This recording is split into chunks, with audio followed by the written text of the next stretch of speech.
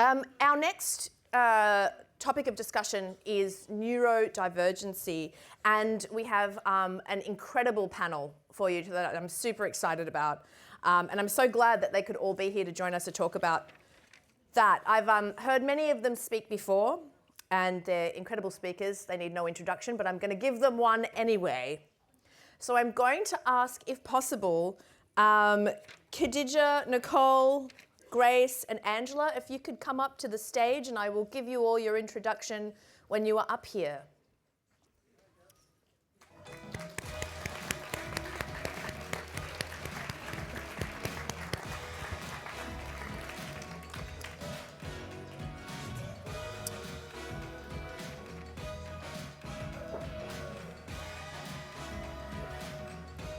Grace, do you want to sit over in this one? Just underneath your...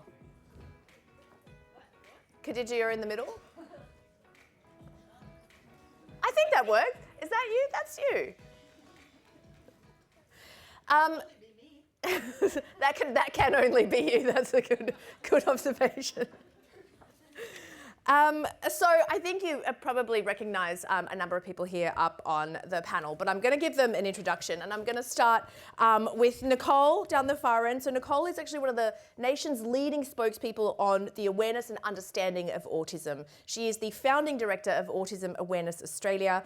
She is an experienced advocate, a government advisor, and a senior executive, and for more than 18 years she's advised on all manner of public policy and early intervention services. So please welcome Nicole.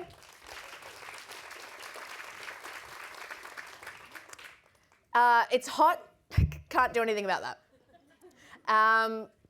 Khadija Gbla, everybody next to Nicole. Khadija, I don't even know how to introduce you, because you are so many things. Incredibly passionate, high profile, single parent, carer, black, non-binary, queer, neurodivergent, disabled, award-winning human rights activist, model, and inspirational speaker. How does that sound? How does that sound? And of course, our 2021 Australian of the Year, Grace Tame, who is an author, a columnist, a campaigner, and an advocate for fellow survivors of childhood sexual abuse. The way that you looked at Scott Morrison, I will simply never, ever forget. I refuse to forget. Grace and her beautiful face. The chair is Angela Priestley, who is, of course, one of the... Less impressive. Hell no, Angela. Of course, is Agenda Media co-founder and Women's Agenda publisher. So please put your hands together for our panel on neurodivergency. Thank you so much. Thank you, everybody. I should say, first of all, there are a couple more sessions after this as well. So we've got a big afternoon planned. So this is our neurodiversity panel. I'm actually a bit nervous because I've never spoken about neurodiversity. So this is a bit different for me.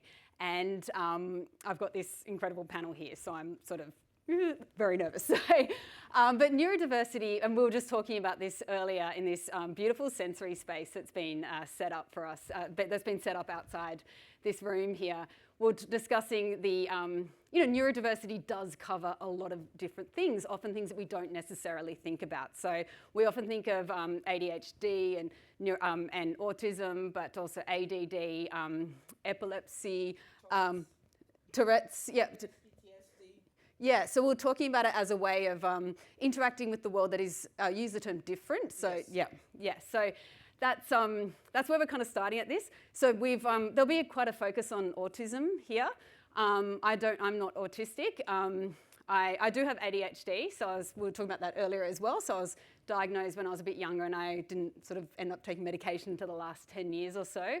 And again, I've never really spoken about it, so I think it's great that we're getting to have these conversations, and it is becoming, in the word that we had here, a bit more normalised, as in a lot of people's experiences and how they interact with the world differently. And I might say that also, does anyone know the term like time blindness? Yes. Yeah, so I just had that experience there where Mathuri was like, where have you been? You're moderating the next session. I'm like, oh, I just had no idea what the time was. So we are, In a moment, I am going to ask Khadija and Grace to share their experiences with neurodiversity. So we'll hear that in a moment. But to set the scene up front, I'm going to ask, to start with you, Nicole. Oh.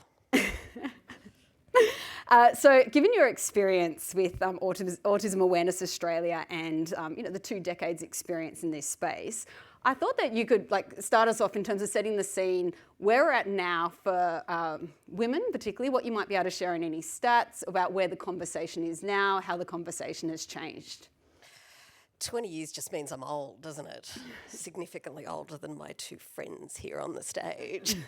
Okay, hi everybody, my name's Nicole Rogerson. And I should also say I am not autistic, I'm not on the autism spectrum, but I am the mum of someone who is, my wonderful son Jack, who's 28.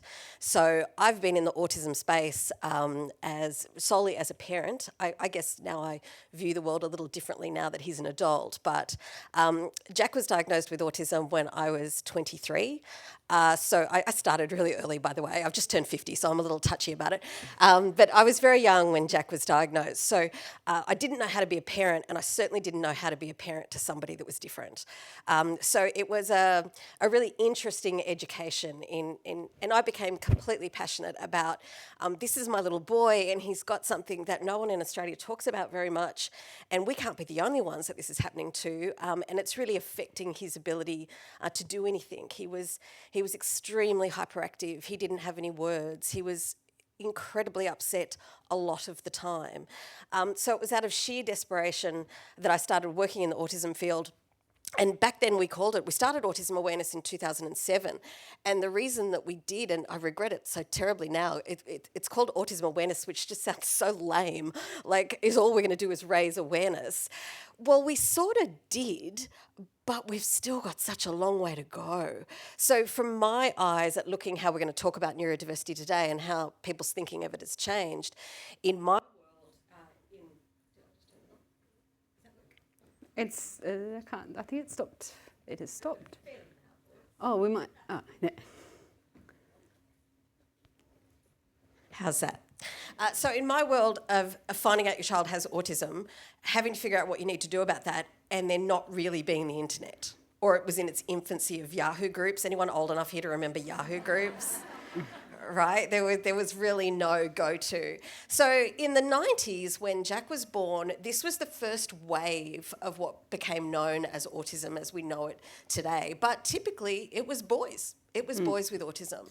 And for those of us who were working in the field, it was purely to be seen, to be understood, to realise our kids weren't doing what other kids were doing. They needed some accommodations, but we didn't always know how that would work. And I think if you take those years since the 1990s through to now and how we talk about neurodiversity, how we talk about autism, how there's freaking 9 television shows with characters with autism. We've come so far, but still so many Australians know so little about it because it is indeed such a broad spectrum these days. So I think what we're going to talk about is the neurodiversity paradigm and the fact that my old-fashioned autism of my son having it in the 90s and what we understood to be mild, moderate and severe autism has had a real rethink, and the spectrum has become incredibly broad.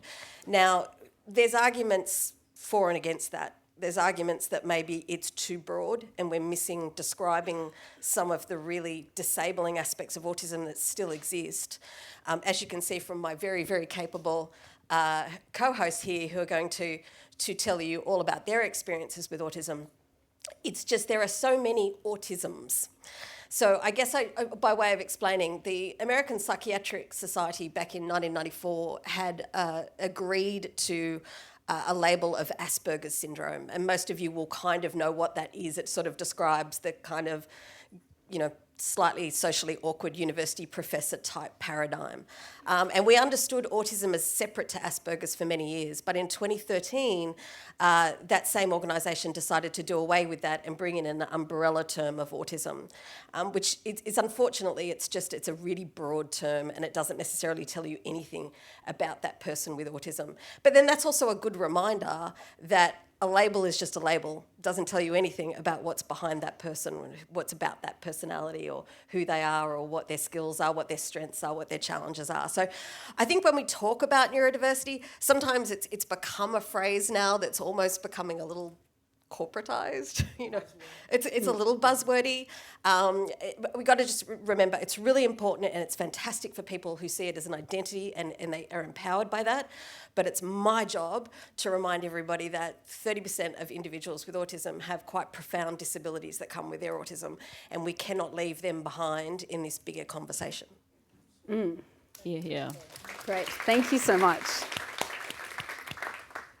So, Grace, one thing that helped me understand a little bit more about the autism that I have in my family was actually hearing you on the 7am podcast. I mentioned this earlier as well about, and the title of this is Grace Tame is not a cat, she's autistic. And it helped me understand a lot. And some of the things and the anecdotes that you shared about your childhood, I could relate a lot to the children in my life as well.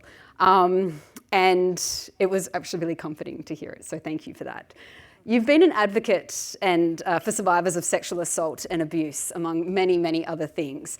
Can I ask what's led to you, so you have had, this year particularly, shifting this attention to autism and neurodiversity, or neurodivergence, I should say. Well, whether or not I'm a cat is still up for debate, I think. I am known to meow infrequently. You can laugh at that if you want.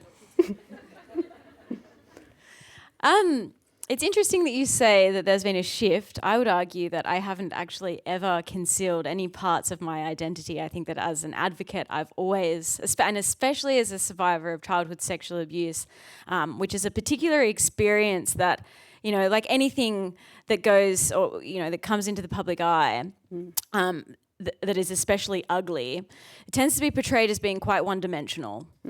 And I've always made it my aim to remind people that all of us as individuals and all of us as part of a collective are human beings first and foremost. So I don't think I've ever consciously shifted away. I think it's actually that the media struggles to think about anything as being multidimensional and can only focus on any one thing at any one time. And it's very convenient, for example, for the mainstream media to portray me as being this sort of dilettante, figure who isn't really capable of doing much except one thing. And that's rubbish. So I'm an advocate for survivors of child sexual abuse, and I'm also a fucking cat. Yeah.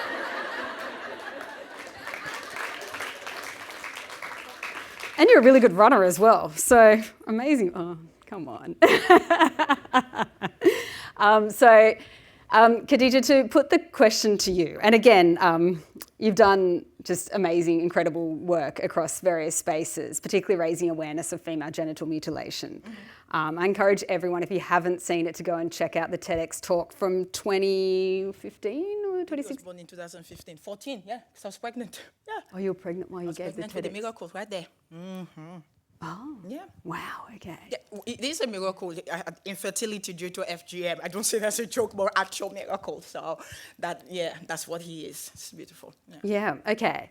Human rights advocate. You've done so much incredible work in various spaces. So talk to me now about your gaze now on disability, autism, ADHD as well. It's interesting. Like Grace says, people like to put you into one category, and people are multidimensional, but also intersectional in their identity. And I guess when you also add race to that, you have a lot more going on, especially, living on, stolen land and a colony of some sort. We can't ignore that. But in bringing this back to this, I have spent most of my life knowing human rights matter. And that came from being a refugee kid and seeing the worst of what humanity can do to each other. And while disability has always been a passion of mine, I was raised in a home where it was believed that because I was already Black and femme-presenting, even though I identify as non-binary, that adding disability is just asking for too much. But that's not my mom's fault. That's society's fault, where you live in a world where you're worried about your baby. All of us, it doesn't matter. We all worry about our children. We always want the best for them. So this refugee woman who's left a war survived that with 2 children, two femme presenting, 1 daughter, 1 non-binary person, came to Australia, started a new life. And she believes, okay, you know what? Have a roof over our head. People are not trying to kill us anymore. It is a luxury to go, the lights are just too bright. It's a luxury to wake up feeling very tired, chronic fatigue syndrome. It just seems like a luxury to want to stay home when you have a lot of physical pain. I'm always in pain, fibromyalgia later on. And of course, all these social cues I don't get. We talk about white, social cues for autism, but we're just talking about white social cues. That's actually the default you're all referring to. You're not referring to any other social cues in a cultural context, where in an indigenous context, we will be socialized very differently. So autism has a different flavor. If you're raised in the Middle East, you're an Asian, why will your autism not be different when you are being socialized in a different environment? And we talk about boys, and girls. We already admit that girls are socialized differently, so they mask more. So for me, it was that lack also for my mom of not seeing anyone within our cultural space for some of these challenges and conditions, some of which she said were for white people. I believe that's what she said when the doctor says, I think Khadija has ADHD, just lot of energy. And people have told me my whole life, we should bottle you up. You can. ADHD for you, ADHD for you, ADHD for you, ADHD for you. We can all have it. You can have it. But I say that to say, being raised in a home, to not be disabled, to be told you can't be, that then meant I was given a PhD on how to mask. I had to do everything in my power to ensure I don't draw attention to myself, because my mama was raising me in a white supremacist world. That's what she did. She was doing her job to protect me. Meanwhile, little Khadija looked around and went, you're giving me a challenge? Okay, well, I guess I'll be the best able-bodied person I can pretend to be. And that's what I did for years. I did everything the hard way. No accommodation, no support, just constantly feeling like I was broken. That why couldn't I just get it right? Why were they just not simple for me? And I'm like, I'm around my black people, right? I don't get the social cues there either. We're black, so I got autism. It's not matching at all, half of the time. And they think I'm weird. Why doesn't Khadija give eye contact? Why does Khadija just want to dance at the parties? Maybe it has something to do with the fact that I don't want to go to said parties. I don't want to be alone. But I'm forced to go socialize, so I dance the whole time to steam. But in an African context, that's very normalized. I was still masking, but in a very acceptable way in that context. When I'm in the white community, when I dance, they go, there goes the African, just moving to her own rhythm. There goes the African. I'm like, yeah, I'm just trying to regulate currents. Tism. Just trying to regulate, just trying to regulate. And when they say to me, oh, she has a rusty beach face, she's so aggro. Karen, I can hear the air condition right now and the fridge. Maybe if it was not so loud, I'll be able to focus on your conversation, but I'm sorry. Can somebody turn it off? But they can't hear it, but I can. So we talk about intersectionality. What does that mean? What does that look like? And then I had this beautiful baby that came out of this horrible experience. Then found out I was pregnant with this miracle, right? And because I had infertility. I was diagnosed with infertility just right off high school while I was at uni. And I'm like, this baby is so much like me. Wow, okay. But then there's also so different from me. I'll just adapt. That's my job, because I'm going to do differently than my mom. I am going to treat this as the blessing it is, because everything is a perception. And I chose to adapt. And slowly we continue to go, and then the next thing I know, the kindy are like, I think something's different about Sammy. I'm like, you think? Okay. I mean, we're not trying to be normal, to be honest, but okay. And they're like, A plus A and B and B. I'm like, oh yeah, I saw that A plus A and B at home. But I thought it was just like me. And then a bit other things. We're all meant to be different. What's wrong with that? They go, yeah, but he's about to go to school. And there's a difference between him and his peers. I'm like, okay. So went to see the doctor. And the next thing we know, we had a diagnosis of autism and ADHD. Like, what is autism? Even though I'm a highly educated person out there in the community, autism had never been within my sphere of awareness and knowledge. So it didn't even occur to me, let alone within a cultural context in which I was raised, to then have that at all. Like I said, the ADHD, my mom is like, Khadija can't have that for white people. She can't. Sorry. Have a lovely day. We're not taking that. It's like we're shopping. We're not taking that. But thank you for offering. Okay, Mom. It doesn't work that way. The brain is still going to be braining. All right. But now I am getting that information, and I'm like, thank you for letting me know about my child, because this information means I can provide them the support they need to thrive, because that's really what the diagnosis for me is about. After he had settled, I looked at myself and went, why didn't you say it? I went, he reminds me so much like myself. Then I went, if Sammy's like me, am I like Sammy? That'll be in the chapter in my biography when I finally write it. Yes, I was like Sammy. He got it from somewhere. We looked and looked. Oh! Yeah, it was me. I gave it to him. But we were born that way. And I went, okay, this is amazing. This is different. But I would like to share how I got my diagnosis, because I remember going to my therapist who's been working with me on my complex PTSD for years. And when I said, you know, Sammy has ADHD and autism, I suspect that I may have it. He goes, you can't have it. I go, why? You have double degree. You study, you work, you come here on time for your appointment, you do it. I'm like, stop. I didn't ask for your opinion. I asked you to do a test. And everything you just listed are very stereotypical, negative ways to view what are labels given to people. And the bravery it would take for somebody to really reflect on if they think they have any of these conditions, to then come for an appointment, for an assessment, and you have the nerve to tell me what I can't be because of some rigid stereotype you have watched and seen of what the spectrum may look like. Please don't do that again, and please get on with the test. So we sat down, we got the test. Throughout the test, he insisted on telling me all the ways I can't have this and that because now I've gone to therapy, I've had the resources. I said, look, the fact that I have to set 10 alarms to come to this appointment, because I'm so scared I'll forget, because I will forget, means that other people, and I know, they don't have to do that. So it's not the presence of having the tools necessary and having learned to mask my whole life for people to not see my struggle. It's the fact that the presence of the things I have to do, other people don't have to do to get myself here and do everything else. So yes, we have shown up, and we have all those nice things about me and my world. What they don't tell you is what it then takes in the background to build myself up. The fact that I asked Women's Agenda for a sensory room, I asked for a sensory room. It was an accommodation I gave myself. I said, can we please have one? Because I knew I would need to regulate. I was in the session previously. You saw me get up. I wanted to go regulate. I wanted to go play, which I could have colored in, because that's what I wanted to do. So it takes a lot to get to that point. I had the resources, but guess what? I have privileges for one within my community.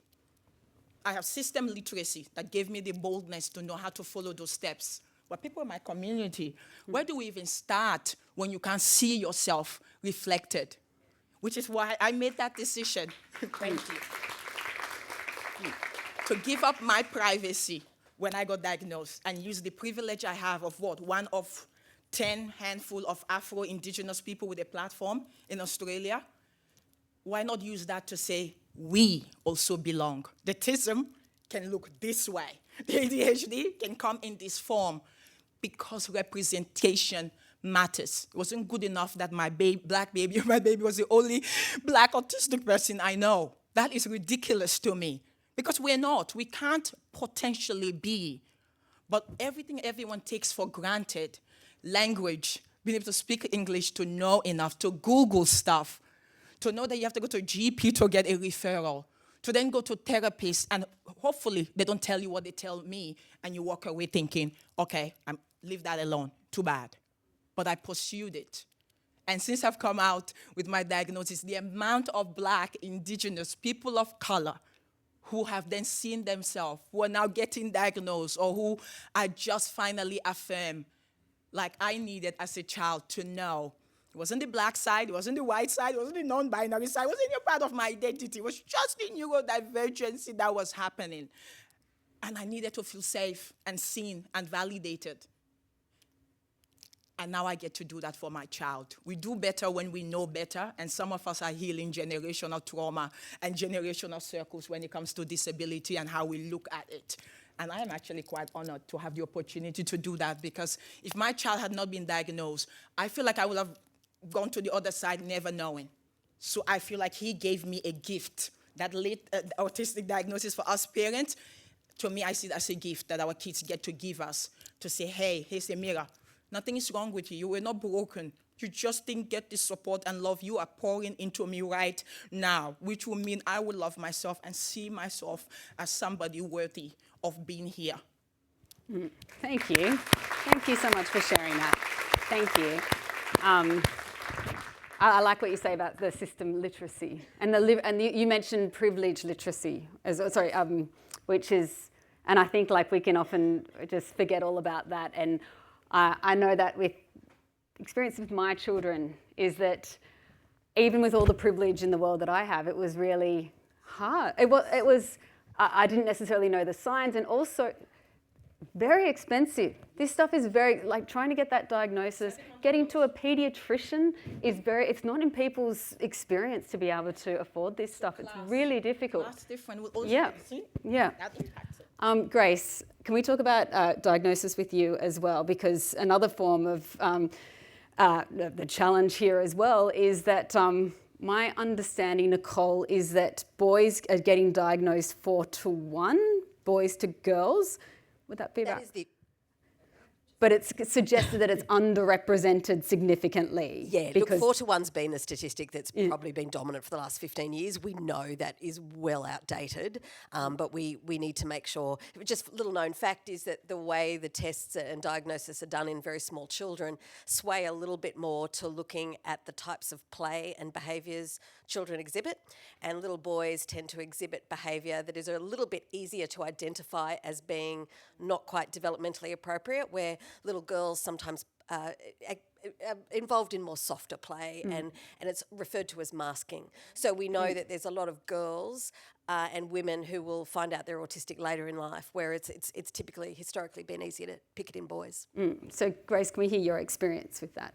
It's interesting because from a very early age, I was presenting with what we would probably call classic autism symptoms. My mum took me to a hearing specialist when I was 3 years old because she thought I was deaf. I have auditory processing disorder. Like you, I hear fridges, which is the less successful follow-up to I Hear Dead People, A Sixth Sense, starring Bruce Chillis. No, I won't. And when I was 14, I was diagnosed with anorexia nervosa, and I still struggle with particular foods that I do and don't like, and I eat very autistically, in that I will eat at very rigid times, and I'm very routine oriented, and I've been like that my entire life. I always used to arrange things in order of the colour spectrum, and when I was in treatment for anorexia as a 14-year-old in hospital, I spent 6 weeks in hospital the first time I was put in as an inpatient, and I was in hospital a year later as well.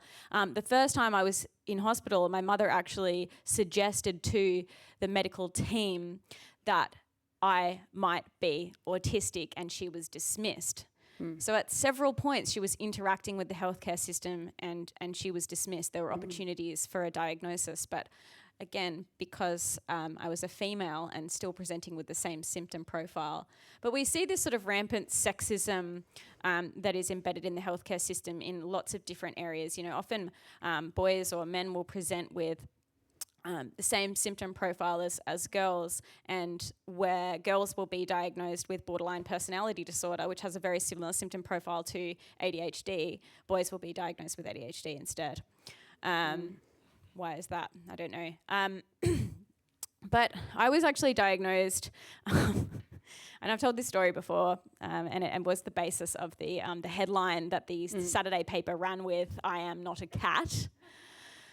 By my psychologist at age 19, she had tested the waters by handing me a book called All Cats Have Asperger's. And on each page, it's a picture book. On each page is a picture of a cat engaging in an activity that you might see an autistic person doing, and on the corresponding page is a description of an autistic trait. Now, she thought that I would read the book and get something out of it, maybe even a laugh. I flipped through the pages, and by the end, I was distraught. I was in tears. I'm thinking, well, either I'm autistic or I'm a cat. And it turns out, according to the tests anyway, that I'm not a cat so far. And there was a lengthy diagnostic process that followed. That involved interviews with some of my primary school teachers and other people from my early childhood that had interacted with me at those crucial points in my learning, and also family members and friends of mine. But it's just interesting because I was presenting, not necessarily in. And your mother was advocating for. Yeah, so my mother was advocating for me, and as I said, I wasn't necessarily presenting in a subtle way. I was, I wasn't. I was good at masking, and I think it is really important to stress that yes, 30% of the autistic population have experiences of autism that are very disabling.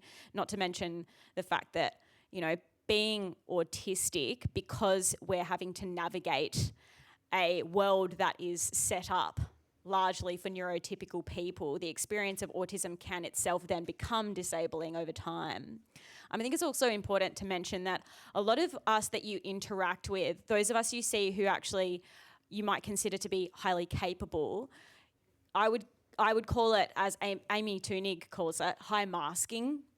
There are many things, for example, that you might consider that I'm quite good at. There are a lot of things that I really struggle with. There are days that I struggle to get out of bed and even function.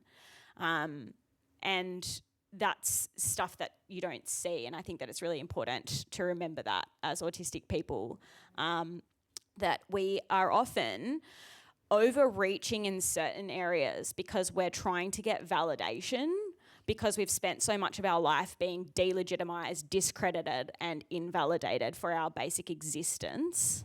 And that's why we've learned to stretch ourselves in the areas that we've found that we have skills. We're overcompensating like nothing else. Great. I think what's really interesting there, Grace, too, is you talking about your mum and advocating. What we know about a lot of adult diagnoses or teenage diagnoses is that the clinicians, good clinicians, will really require a history. So I love that part about going back to your older teachers. And what I think is really interesting about this generation is that, don't take offence, but you're all obsessed with your children and you videotape them all the time on your phones. There was a time where you used to parent with a flip phone. But what I find is really interesting is we're going to be able to have video of young Grace and young Khadija in 15 years' time, where we're going to be able to look back at some of those behaviours and maybe have a better recall, a better opportunity to show clinicians what was going on when they were children, where it's obviously easier when we're diagnosing children. Yeah. But it's an interesting aspect to it. Yeah, and you may also be able to, imagine, take the video at home yourself to be able to take in as well, to be able to show. As an advocate against child sexual abuse, I'm like, no.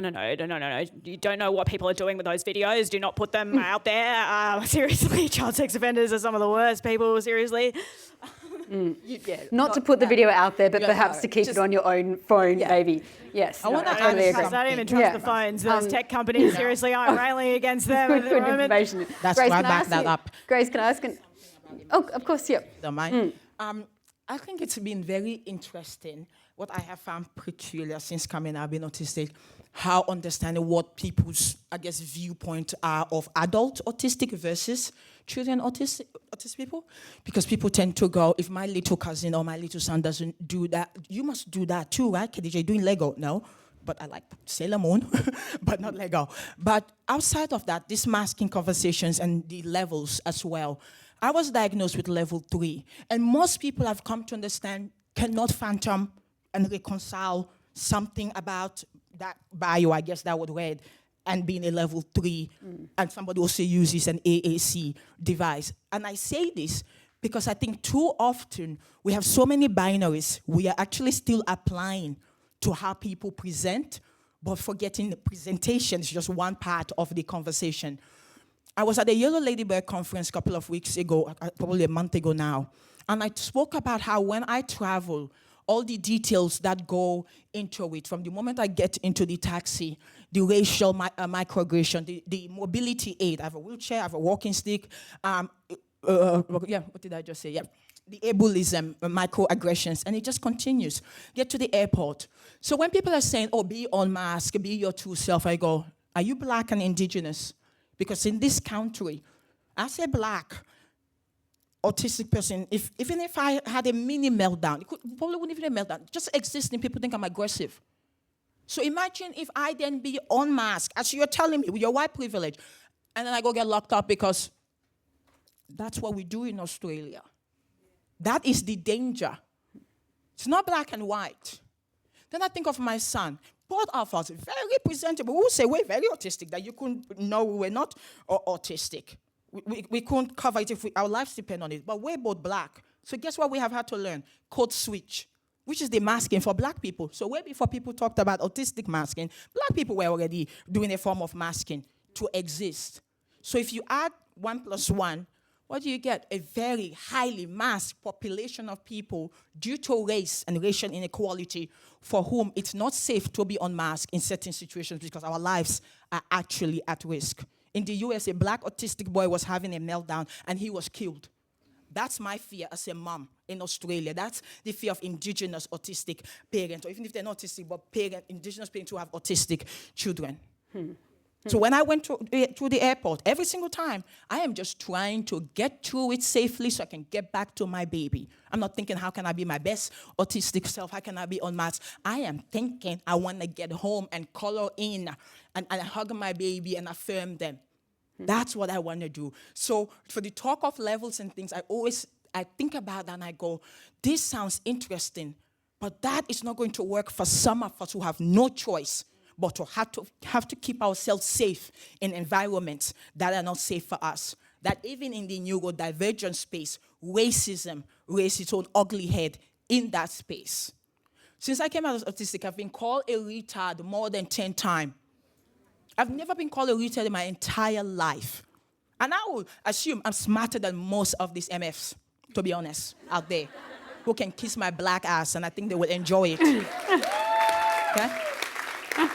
But that's what they see and think and associate. But why? Why? I'm not less valid or more valid because I get to do this job. I just have a passion that has led me as a special interest, which this is. That's why I'm good at it, because it's a special interest. Try making me do something I don't like.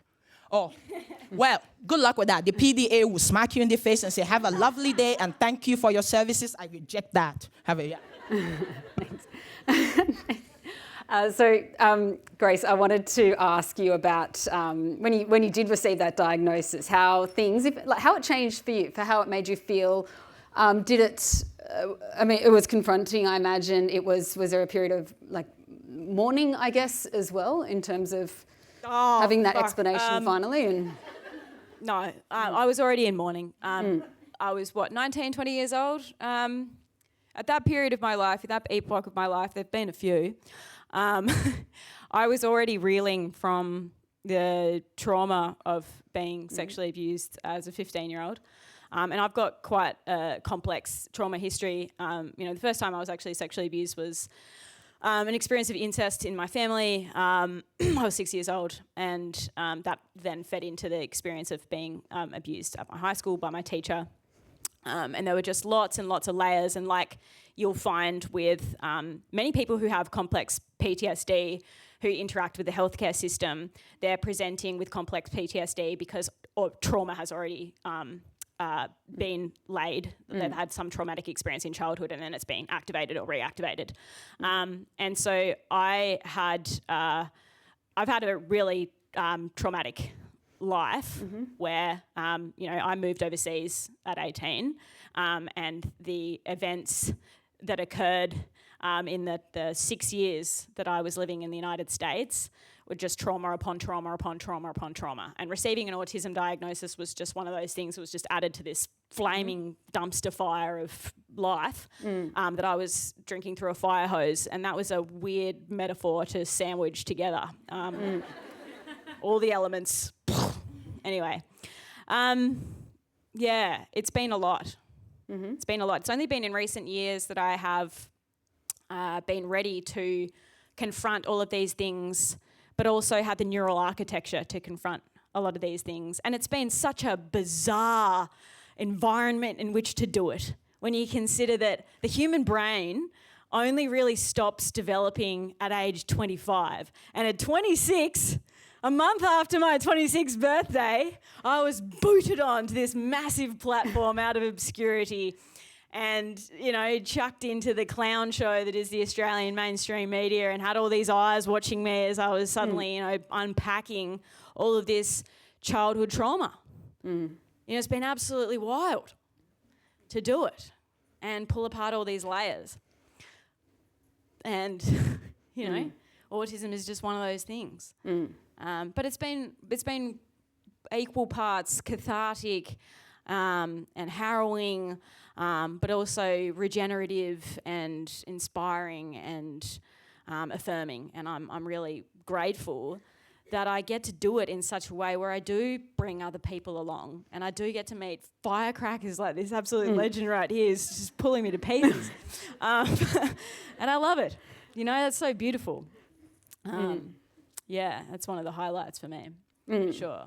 But it's really hard because I think, especially people who are diagnosed later in life, you know, when you've already had to go through all of these things in a really clumsy way, when you are presented with the sort of the answers, it's sort of like there is a part of you that's like, yeah, well, no shit. But you got there like not just the hard way, but, you know, yeah, you got there almost, you're like, how did I arrive here? So it's almost, it just feels like a bit of a, fuck you. Yeah. I love that. What's the point? Yeah. Is the fuck you to the diagnosis or the fuck you to everything? Or what's the fuck you to? Oh, That's no, it's almost like the diagnosis is the fuck you. But it's lots of things. Yeah. It's confronting, it's validating, it's all of it. So we're in like the negative 1 minute time zone, which is, it's really stressful seeing this clock. It's going like the wrong way and it's like flashing red. Can I just share something? Can I just share something really positive that's sort of like adjacent? It's women's agenda adjacent. But as somebody, who, and this is actually very much related to autism as well, because as an autistic person, we have different experiences of pain. And I have a really strong dissociative reflex that's mixed up with being autistic. It's mixed up with being repeatedly sexually abused as a child. It's mixed up with having endometriosis. And I just recovered from having surgery 4 months ago. Now, you have, in your bio, were introduced as experiencing genital mutilation. Now, I was repetitively raped when I was 15. Before my body had finished developing, and I had permanent nerve and tissue damage to my vagina.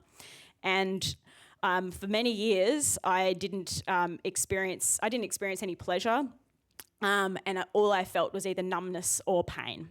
Didn't experience any pleasure in intercourse, was always painful. Now, I've just recovered from endometriosis surgery, and for the first time in my life, I feel what it feels like to be sexually charged. I'm like a 12-year-old. Watch out. I love it. So I wanted to end, and I can't really ask this question because I don't think we're going to get there, but I was going to ask... Sexual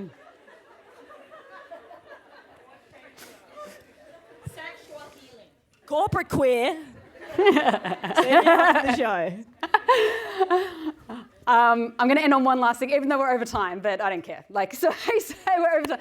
But everyone, I wanted, if we could leave with like just one little very quick piece of advice or something. That advice could be where people might be able to get some help or support if they need, or if they would like to have a think about these things for themselves. Also, or otherwise, advice for, because we've heard so many different issues here including the reawakening section. We reckon it that now. So reawakening. No, sorry, not reawakening. The It's first beautiful. time. Yeah, beautiful thing. So including that about when people want to go out and advocate for an issue, what can they do? So what's a really good key tip, but also where they can get some help? I'm going to do the information bit first. And I think what's really important is we designed a website called Autism What Next. I kind of designed it because I wanted my husband to stop giving the phone number to everybody on the planet who's just been diagnosed with autism or whose grandchild has.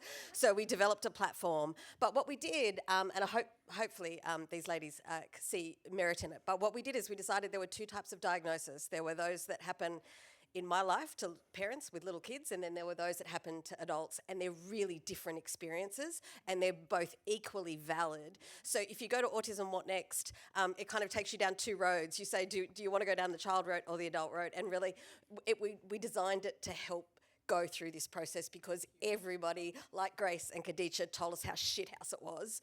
I knew it was shit for parents. It's shit for adults. So anytime we can clear it up, that's what we like to do at Autism Awareness. Cool, awesome. What was the second question? What can you give to advocacy? Oh, advocacy. But I've got to keep it pretty tight because I'm already in trouble because that thing is flashing. Everybody's an advocate. Just stand up for yourself, stand up for your children, be proud in being a pain in the fucking ass. All right, do you want to go next?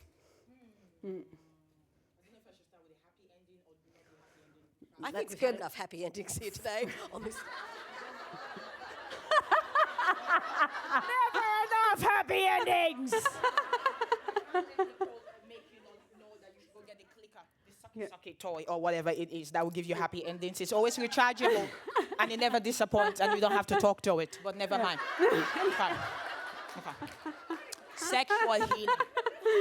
I don't know. We have left this planet and gone somewhere else. It's going to be a different panel. We'll have a different panel next year. It'll be quite a different topic, let's keep some stuff. Yeah. Yeah, let's keep. I got ideas, I tell you. Have a little exhibition. Focusing on the advocacy that we're here for. To add to what Nicole said, most of us, whether you're an autistic parent who are yourself, or, with an autistic child, or you're not autistic but you have an autistic child, I know there's a lot of battlefield around that, around those who are not autistic and the advocacy for the autistic kids. I would just like to say there can be never anything wrong with a parent advocating for their child. I would rather live in a world where there are enough parents caring for their autistic children than people who refuse to do nothing. Because which one would be more harmful? How can you be angry at somebody for wanting to fight for the right of their child? Yes, that can be done in a positive and maybe negative way. That there are right ways to do it. But still, at least that parent cares enough to acknowledge their child is disabled. We have people put their heads in the sand for different reasons. And while some of us may grow up to survive it, but there's a lot of harm I have to undo now that I would rather not have had. So please be easier on those parents. Have grace for them. They're doing the best they can. The second one is, before I got my diagnosis, I first thought I had ADHD because it made sense, the hyperactivity, when I compared what made us similar. When I got to the autism, I struggled to sit because I thought I was doing enough. I was coping, but I wasn't thriving. So I really fitted into the stereotype of the who should have it and not have it. Well, you don't do that, you don't do that. And then we hear the word high functioning. I don't like the word high functioning. I'm not high functioning. I am masking. I'm utilizing resources available to me to make me functional. And then I go home, I crash, and I don't want to talk to a human. I'm a vampire. Do not put sunlight in my room. I don't know you. Why? So unnecessary. Natural light. Who cares? Go be natural somewhere else. That is me. I can see myself. So my last advice to you in terms of advocacy starts with self. The way you talk to yourself and what you think of yourself, way before you go see that therapist, way before anyone talks to you, please affirm the part of you that you think may recognize you're neurodivergent. Thank you. Because at the end of the day, no matter what, I think it's worthy to know about your brain. Because if it's different, God, knowing that information could be life-saving to you and to those around you, because the mental health associated with not knowing, for those of us who have gone most of our lives in that state, why there's so many support, could have made you not have kids, could make you feel like life is not worth living, or that you are just a complete failure. When in actual reality, you're an amazing person who has a beautiful brain you just haven't met, to reacquaint yourself with it and say, hi, I'm Khadija. Thank you for having been here all the time. I would like now to have a healthy relationship with you where we work together, because I love you and I want to work with you to live the life I want. That's how I see my TISM. I want to work. All right, the final words from you, Grace. Final words from me. I don't need any final words, I don't think. Happy ending. Happy ending. Or any final piece of advice, anything quick on the advocacy piece, what people can do for an issue that they are passionate about to go and advocate on. What advice would you have to them? Oh, in terms of advocacy, I think that the advice that I always give to people is that advocacy doesn't have to be particularly grand. I think that if you're, in terms of advocacy for yourself, that can be really hard. I think this is where it's really important to remember that we need to advocate for each other, and that it can be really difficult, especially I find as an autistic person, I'm an advocate, but that's what I'm known for. That's my day job. And advocating for myself can be really hard, like I am advocating for everyone, and then when it comes to advocating for myself, it's really hard. So we need everyone to advocate for each other. But in saying that, advocacy doesn't need to be this big. It doesn't need to be grand gestures all the time. It can be as simple as small conversations between friends, calling people out who might, be still using stereotypes. It can be signing petitions. It can be dollar donations here and there. Advocacy can be really small, and it can be that chain reaction, domino effect kind of stuff. Just remember that your voice, your small gesture counts in that collective voice. Absolutely. See us autistic moms with our kids having meltdown. If you can't help, walk away. Thank you very much. All right, thank you so much. And sorry, everyone, we did go over a little bit over time, but thank you. What an amazing panel. What a privilege to be with these three women today. So thank you.